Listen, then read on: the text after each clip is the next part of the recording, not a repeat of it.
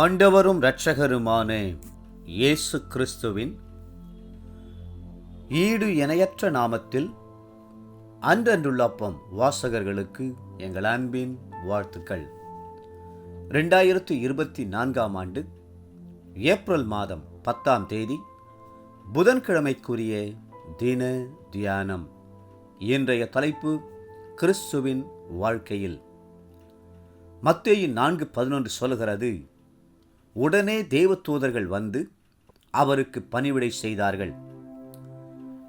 இயேசு கிறிஸ்து மனிதனாய் இந்த பூமியில் வந்தபோது அவர் தம்முடைய மகிமை, மாட்சிமை, மகத்துவம் எல்லாவற்றையும் ஒதுக்கி வைத்துவிட்டு அடிமையின் ரூபம் எடுத்து தாழ்மையை தரித்தார். நம்மைப் போல மாம்சமும் இரத்தமும் உடையவராய் இருந்தார்.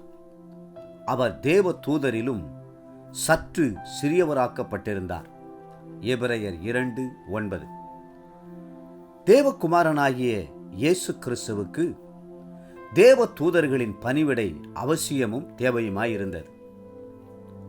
நாம் பின்பற்ற வேண்டிய மாதிரி வழியை அமைத்து நமக்கு வழிகாட்டி சென்ற இயேசு கிறிஸ்துவின் வாழ்க்கையின் ஆரம்பம் முதல் இறுதி வரையிலும் தேவ தூதர்களின் பணிவிடை இருந்து வந்ததை எல்லா சுவிசேஷங்களிலும் நாம் காணலாம்.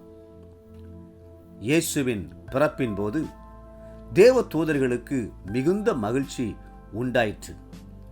அவர்கள் எல்லாரும் வயல்வெளியிலே மேய்ப்பர்களுக்கு தரிசனமாகி உற்சாகமாய் பாடல்களை பாடினார்கள். உன்னதத்தில் இருக்கிற தேவனுக்கு மகிமையும், பூமியிலே சமாதானமும், மனுஷர் மேல் பிரியமும் உண்டாவதாக என்று சொல்லி தேவனை துதித்தார்கள். லூக்கா 2:14.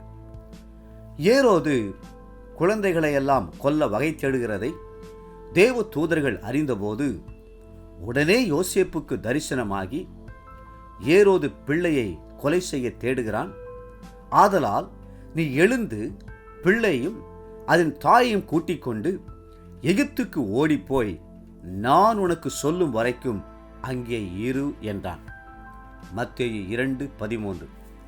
அப்படியே ஏரோது இறந்த பிறகு கர்த்தருடைய தூதன் எகிப்திலே யோசேப்புக்கு சொப்பனத்திலே தரிசனமாகி பிள்ளையும் அதன் தாயையும் கூட்டிக் கொண்டு இஸ்ரவேல் தேசத்திற்கு செல்லும்படி கேட்டுக்கொண்டான்.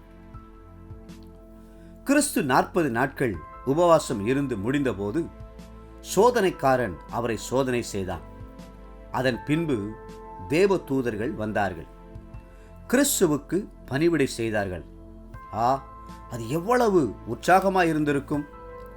கிறிஸ்துவுக்கு எவ்வளவு மகிழ்ச்சியாயிருந்திருக்கும்! தேவ தூதர்களின் அன்பின் பணிவிடையை கர்த்தர் வேண்டாம் என்று ஒதுக்கிவிடவில்லை. மத்தேயு 4:11. இயேசு கிறிஸ்து உயிர் தெழுகிற நேரம் வந்தபோது கர்த்தருடைய தூதன் இறங்கி வந்தான். கல்லறையை அடைத்திருந்த கல்லை புரட்டி தள்ளி அந்த கல்லின் மேல் உட்கார்ந்தான். மத்தேயு 28:2. தேவ தூதர்களை கண்ட மாத்திரத்திலே காவலர்கள் எல்லாரும் செத்தவர்களைப் போல விழுந்தார்கள். காவலர்களால் தேவ தூதனின் முகத்தை தரிசிக்க கூடாதபடி அவனுடைய முகம் அவ்வளவு பிரகாசமாயிருந்தது.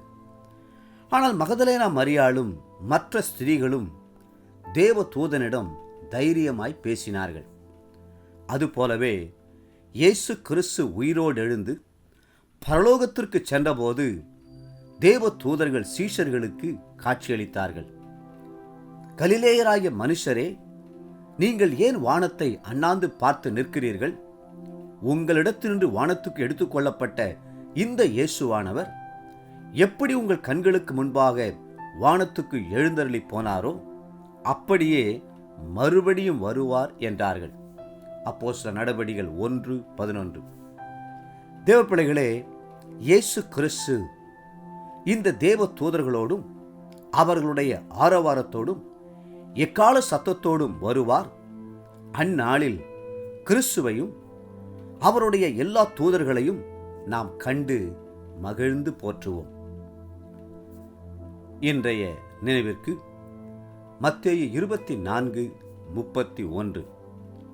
வலுவாய் தொனிக்கும் எக்கால சத்தத்தோடே அவர் தமது தூதர்களை அனுப்புவார், அவர்கள் அவரால் தெரிந்து கொள்ளப்பட்டவர்களை வானத்தின் ஒரு முனை முதற்கொண்டு மறுமுனை மட்டும் 4 திசைகளிலுமிருந்து கூட்டிச் சேர்ப்பார்கள். இன்றைய வேத வாசிப்பு காலை 1 சாமுவேல் 15 மற்றும் 16 அதிகாரங்கள், மாலை லூக்கா 10 அதிகாரம் 25 42 வசனம் முடிய.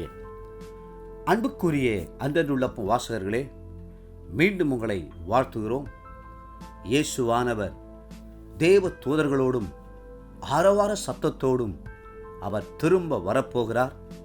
அப்பொழுது நாமும் அவருக்கு எதிர்கொண்டு செல்ல ஆயத்தமாயிருப்போம். கர்த்தர் தாமே உங்களை ஆசீர்வதித்து மென்மேலும் உயர்த்துவாராக. ஆமென். ஆமென்.